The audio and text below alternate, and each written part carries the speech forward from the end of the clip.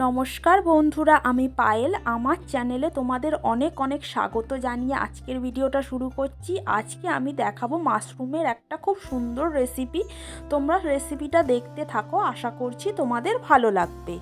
এখানে আমি মাশরুমগুলোকে ধুয়ে নিয়ে ভালোভাবে ছোট ছোট টুকরো করে কেটে নিয়েছি। এখানে আমি 50 গ্রাম পোস্ত আর একটা কাঁচা লঙ্কাকে ভালোভাবে বেটে নিয়েছি।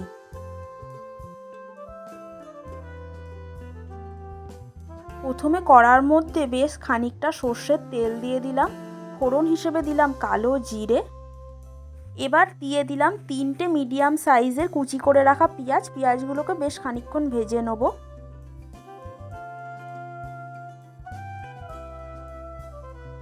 পেঁয়াজগুলো এখানে একটু হালকাভাবে ভাজা হয়ে গেলে কুচি করে রাখা মাশরুমগুলোকে দিয়ে দেবো পেঁয়াজের সাথে ভাজার জন্যে।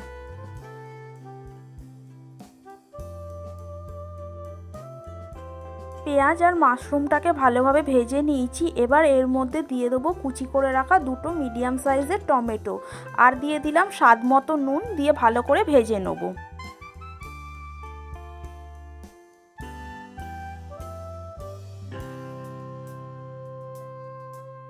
টমেটোটা একটু ভালো করে ভেজে নিয়ে এবার একে একে মশলা দিয়ে দেবো।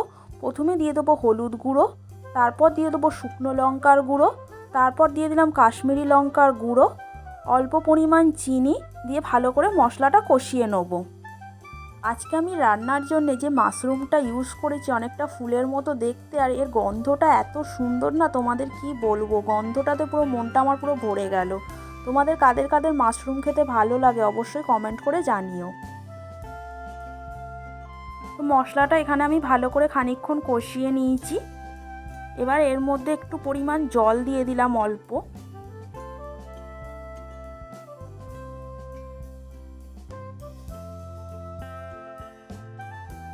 এবার এর মধ্যে যে পোস্ত আর কাঁচা লঙ্কাটা বেটে রেখেছিলাম ওইটা দিয়ে দেবো, দিয়ে মশলার সাথে কষিয়ে নেবো।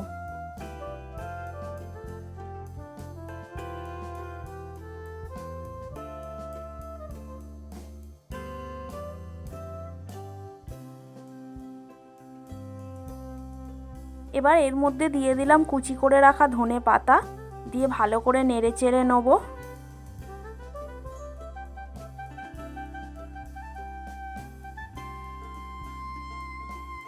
এবার দিয়ে দিলাম 1 চামচের মতো সর্ষের তেল। সর্ষের তেলটা ভালোভাবে মিশিয়ে নেব।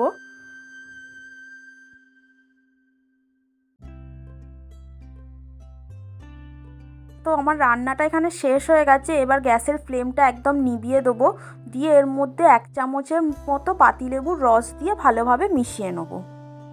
তো এই রেসিপিটা তোমরা গরম ভাত বা রুটি এই দুটো জিনিসের সাথেই ট্রাই করতে পারো, খুব ভালো লাগবে।